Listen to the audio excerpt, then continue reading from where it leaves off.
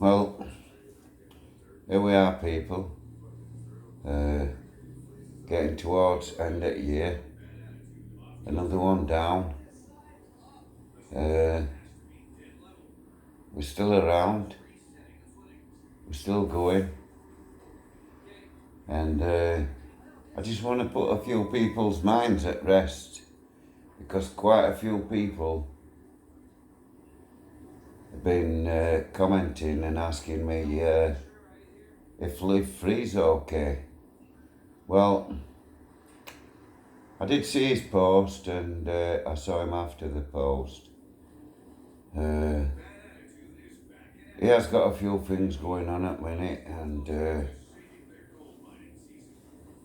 one minute they're saying they want him to go to the police station and hand his son in, and then when his solicitor contacts the said police station, they don't know what he's talking about.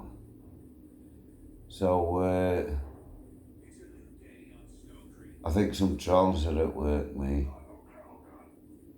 But when all's said and done,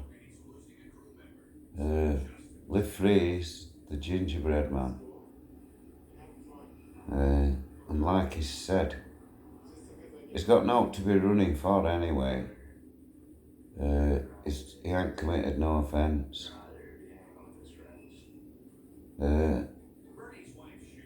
Somebody mentioned the public order offence with one lady, and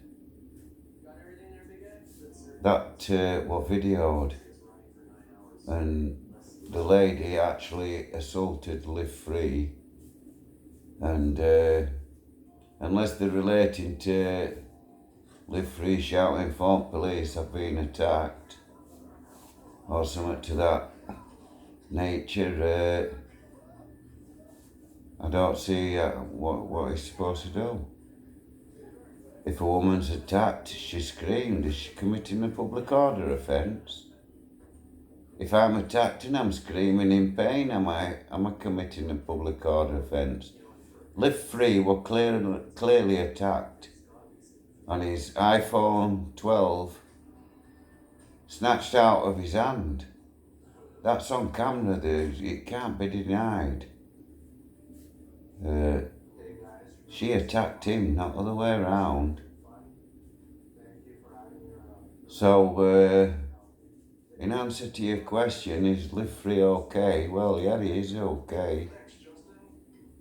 He's just staying out of the way. Not bothering putting any videos up for a day or two. While he has some family time. It's Christmas, for God's sake. What's the matter with you?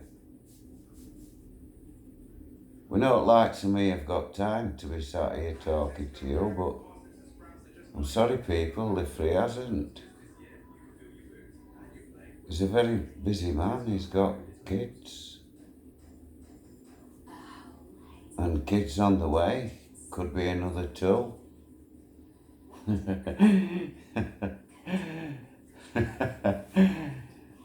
But I'm sure whether it's two or even three, because it could happen, because Mrs. Live Free's already had twins. Well, he could even end up with quads. So they should know soon anyway. Yeah, I believe they're going to have a scan. So I'm buzzing for them any which way, because they're both great parents. In fact, you couldn't wish for... I wish they were my parents.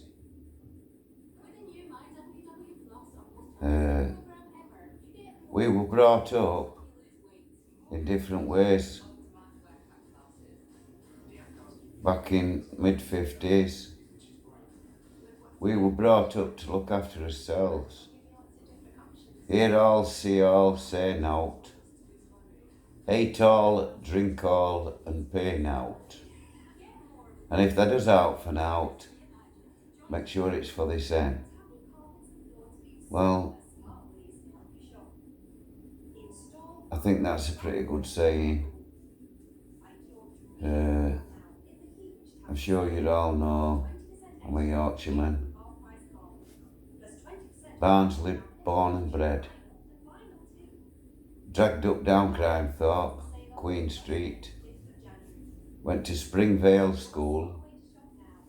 My dad were a miner at Grimethorpe Colliery. My mum used to take me to Bath House every week. I'll never forget it. From being about 4 or 5, and she used to send me to Bath House to root my dad out, to get him out before he spent wages on a Friday. He used to squirrel a few quid out at wage packet before we got back out to where my mum were waiting. And he'd hand over a wage packet and she'd be straight in it. God help him if they were all missing out of that wage packet. He always tried to blag a few quid to go bookies. I don't know why he bothered. He never won. He could tell you alt jockeys, he could tell you trainers, he could tell you what weight there was, where they'd run, what jockeys they'd had on them. Alt jockeys' names, what weight they was, who they rode for and everything. He'll tell you what each horse did last time out. But he couldn't read or write. He could read and write horse betting slips. And that was it. But as far as reading and writing, he couldn't read or write. If we were going anywhere on motorbike, I had to go with him to give him directions because he couldn't read signs. So that was just what it was. Hard worker. He'd work all hours God sends. I've seen him work 14 hours as shifts down pit with naught but bread and dripping for his snap. Not even a flask of tea. I don't know where he went on him.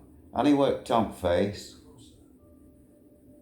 All my uncles worked at pit. Smith's from Darfield Road.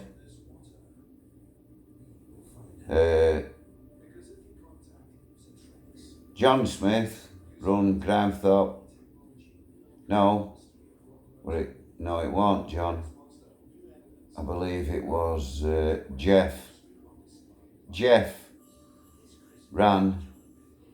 He was one of the main directors at Grimethorpe Coalite.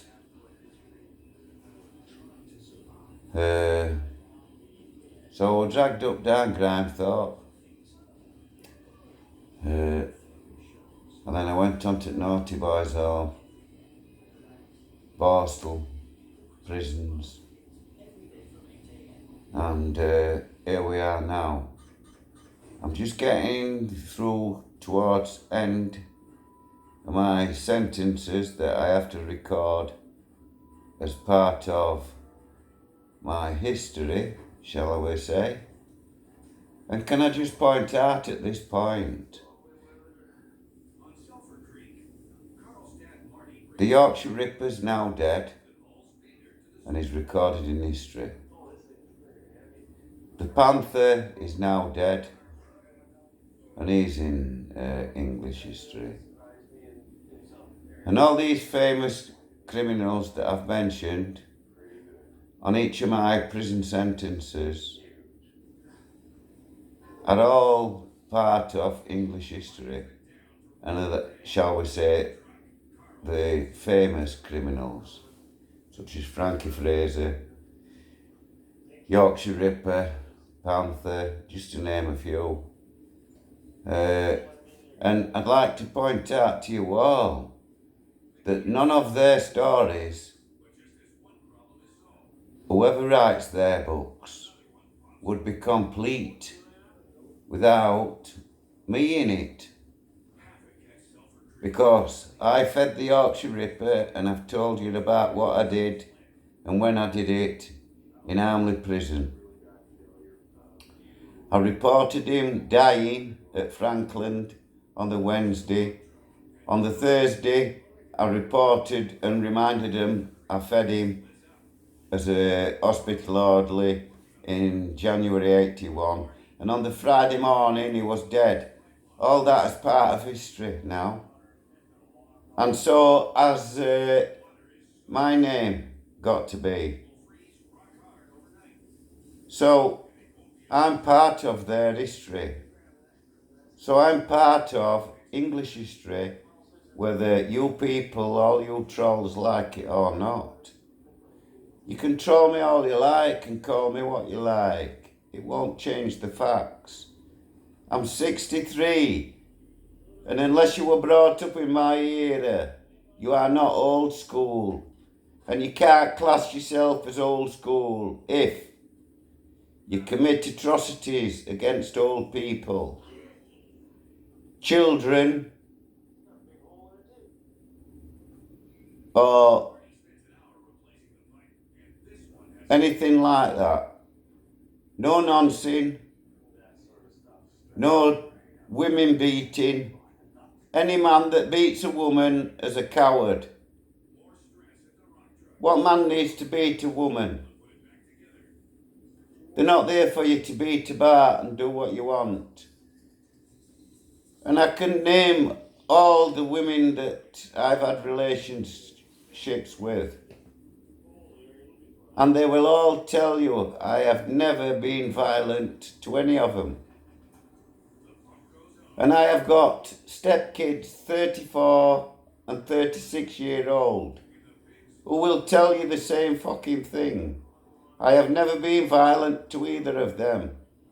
I tell them what I think and they do what they like. Sooner or later, they realise, like they're just realising now, that all these years I've been bringing them up and telling them what I think's what. They know that to be true now. The conceit for themselves. Even their own father never paid a penny piece to their upkeep. Now they both understand what I do for them, and they're both grateful to me now. Not that I want them to be grateful. I don't want them to be grateful. I want them to see what I've told them is right. Just the same as I'm telling you, I'm part of the Rippers history, the Panthers, the K-Twins, Paul Sykes, Duffy, Lee Duffy, just to mention a few. The rest will be in the book. And there's a lot more detail going to be released in the book. Now, I'm just doing this while I'm waiting for my stepdaughter to come, so I might introduce her if she turns up while I'm still on. Now, I've done 1976 talkover, Strange Ways, over the YouTube, and the boys walking up onto the centres. And I can tell you now, there is no experience like that. When you walk on and you look up, any man that says that he won't frightened to death is a liar. I'm no big hard man. I never professed to be. But I've stood my own in jails when jails were jails, going right back to straw mattress and gas lights. There's none of you can say that. I've sewn mailbags in Strange Ways by hand. Not just as a Borstal boy. Not just the 2 whacks of Borstal. I was starred up 19-year-old down on G-Wing in Strange Ways. That fiberglass gymnasium I've mentioned before. You used to have to go in there and you stripped off outside of the gym walls. And you stripped off down to your shorts and you put your pumps on and you set off running round the perimeter at inside perimeter. And it was massive inside, a lot bigger than it looks. And then as soon as everybody were ready, they'd have you jumping up and down, doing star jumps, burpees, press-ups, sit-ups. And all the time you'd be running around. As soon as you'd finished them, you had to jump up and run around like a lunatic. And you'd have to keep running until everybody were running. Then, when that was your warm up, they'd have some doing weight circuit. They'd have some on trampolines. They'd have others on vault boxes doing somersaults and athletics. Then you'd have others doing floor work, all stretches and all stuff like that. I used to love them gym sessions. Brilliant. And you got to have a shower. But then you had to put the same smelly kit on. Because you got one shower a week in them days, if you were lucky. And 90% of the time, water would be cold. In days at baths on Seawing in Armley Prison, which is what all my commenters have commented about, there used to be baths and showers, and orderlies used to fill the baths. And then when you went down and they'd shout you down, you would go down, close bath, and then you'd shout the orderly and he'd put your cold water into whatever temperature you wanted it. Then when you'd done, you had to clean it out and put the plug back in, and then orderly would fill it back up for whoever were next. You could change 2 items a kit, 2 underpants, 2 socks, 2 t-shirts, 2 shirts, sometimes jeans, only sometimes jeans. I believe I've just heard a car door go, so this could be my stepdaughter just turning up. So if I have to stop, I'll apologise. So, as I've said, that was 1 shower a week, whether you needed it or not. And I'm just going to stop it there, so thank you.